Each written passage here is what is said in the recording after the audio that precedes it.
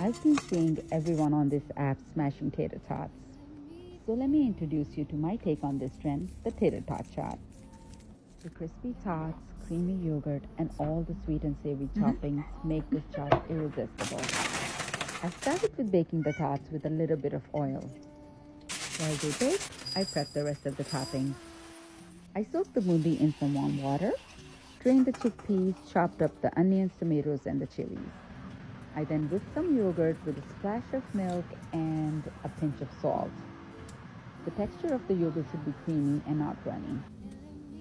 After about 10 minutes of baking, the tots were soft enough to smash. I smashed them using a glass and then I baked them until they were golden and crispy. I sprinkled the tater tots with a generous amount of chaat masala and then laid them flat on a serving plate.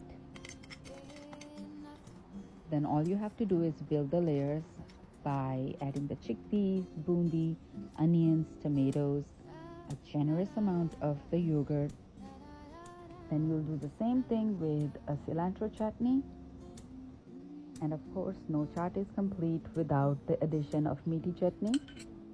You can use your favorite tamarind chutney, but I love using my homemade apricot chutney. It's just so good. And that is it.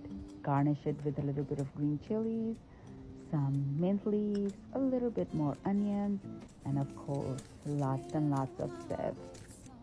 Now it's your turn to go make some.